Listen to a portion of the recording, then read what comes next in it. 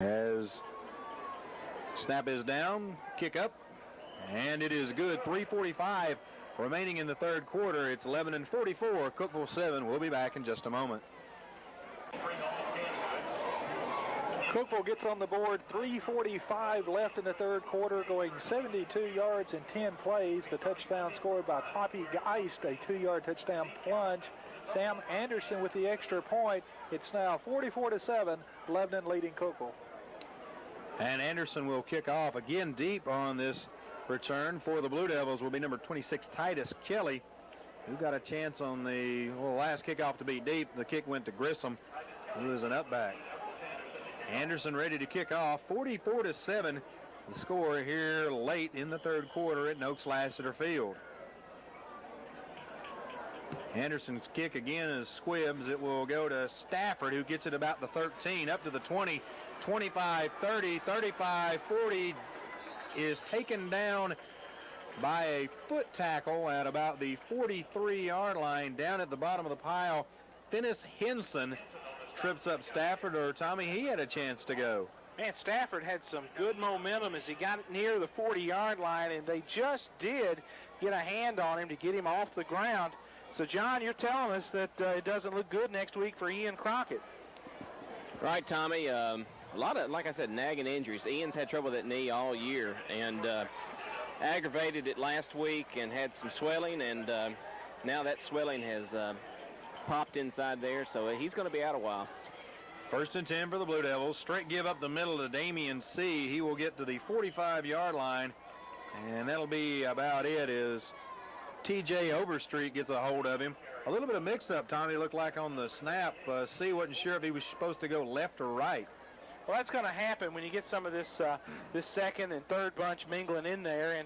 And folks, a lot of our second-line players run our scout team, so they have probably more experience this week running Cookeville plays than they have running Lebanon plays. Chris Cantrell into the tailback position, and he's going to get a chance to run the ball off the left side back to the line of scrimmage, and not much more as Jason Madewell up to make the tackle. So it'll be 3rd and 9 for the Blue Devils as John Griffin continues to be the quarterback for the Blue Devils. I was going to comment a few minutes ago that Reeder was warming up on the sidelines. Now Titus Kelly will come back in, replacing Chris Cantrell on the 3rd down play. Well, if Reeder's warming up, it's just to stay loose, because it would take some kind of disaster for Reeder to get back out there. So 3rd and 9, blitz straight up the middle to C on his feet and fights to the 49-yard line, but that's about all. Well short of the first down, and the Blue Devils will have to punt the ball away as Nathan Netherton in on the tackle for the Cavaliers. So 4th down as Tressler now will get a chance to punt for the Blue Devils. Jody Atwood has his shoulder pads off. Kenneth Nelson on the sideline with that ankle iced and elevated. So we've got a couple of guys, several people who called it a night tonight already early. Tressler up close. And a snap to him. The punt away deep is Jason Madewell. He'll take it at the 21, up to the 25, 30, spun around and out across the 35 to the 37-yard line. Buchanan in on the tackle, as well as Grissom Griffin. And Ryan Ald's in there, and Trey Reynolds as well. Checking in at a defensive tackle for Lebanon, Brad Clemens. Clemens, a sophomore defensive tackle. He's had a wrist and a hand injury. He's heavily taped and almost casted. He's out there tonight in that defensive front for the Blue Devils. So 1st and 10 for the Cavaliers. Excuse me. 2 wide receivers to the left side. I formation behind Chambers. As he will drop, looks toward the left side, lets the ball go. A floater. That ball is incomplete, and I think pass interference will be called. Buchanan out there, as well as Adam Turner, and a choice as to who to call the penalty on, Tommy. A couple of our defenders arriving just as the ball gets there, and Cookeville trying to go up top to get another touchdown. Michael Reeder's going to check in at a defensive end for the Blue Devils. The mark-off will be against Lebanon as Jack Jolly steps it off for the officiating crew. So it'll be 1st and 10 for the Cavaliers, 47-yard line of the Blue Devils, the line of scrimmage. As we told you and have told you since the second quarter, a lot of second and third string players in the ball game for the Blue Devils, and we'll do our best to name them as we can. I formation for the Cavaliers. Geist the fullback, Bowles the tailback.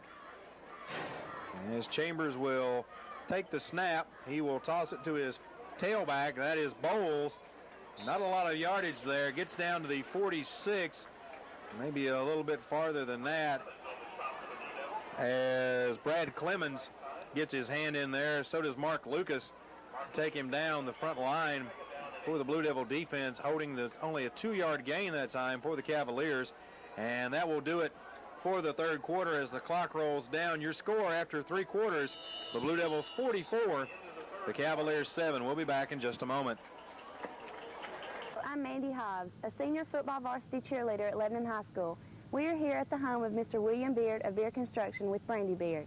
We would like to say thank you for your support and present to you some Blue Devil football souvenirs. Thank you. We're proud to support Blue Devil football.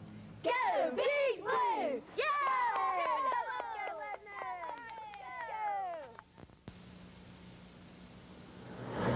Hi, my name is Jill Montgomery, a sophomore varsity football cheerleader at Lebanon High School. We're here at Kale Lester with Mr. Jim Scullery.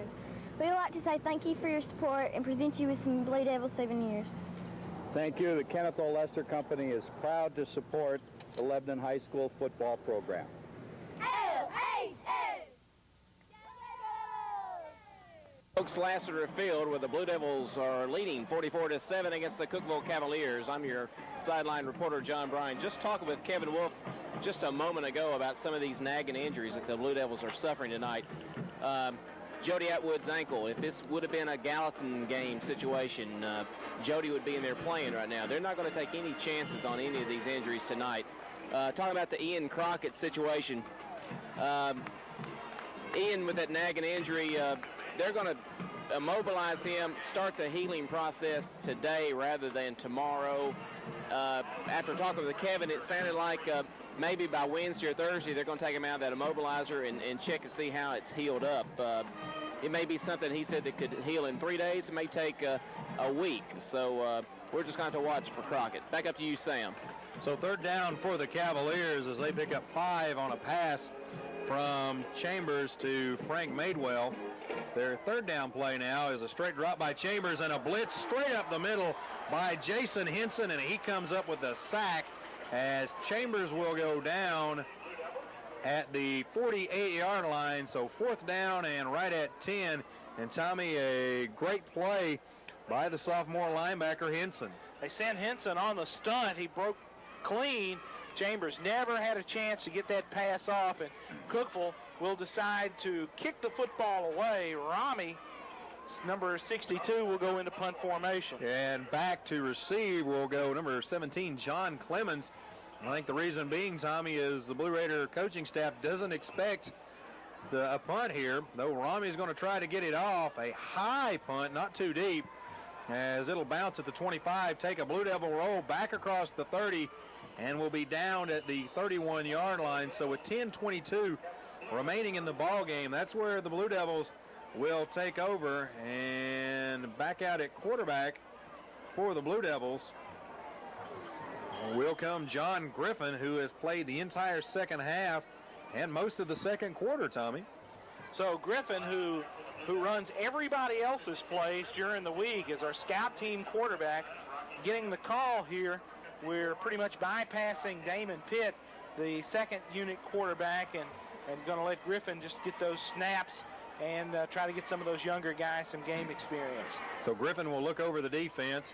He's going to run a little bit of a shovel play that's not going to anywhere except backwards, as looked like a winged inside reverse to Corey Clemens that Griffin runs a lot, Tommy, only this time it was a loss of right at 6 yards. Well, we had some guards pull, and I think they went the wrong way, Sam. And Griffin's trying to make the handoff, and he's got people climbing up his back, so that play That didn't look very good from the word go. Semstroth will check into the football game for the Blue Devils. Matt Semstroth, he's a second-generation Blue Devil. His dad played up here in the mid-'70s. So straight give up the middle to C as he will get back out across the 30-yard line near the original line of scrimmage. That'll bring up 3rd down and 10 for the Blue Devils. And Tommy, realistically, it's a 44-7 right now. And, you know, you've got to give a little bit of, I guess, credit to the Blue Devil coaching staff putting all the reserves in, or this score really could have been a lot worse. Sam, I honestly believe we could have scored any time we wanted to. In at tailback is Chris Cantrell behind C, 3rd down. They will give it to Cantrell up the middle to the 35-yard line. He will be shy of the 1st down. So 4th down for the Blue Devils. And it looks like Bo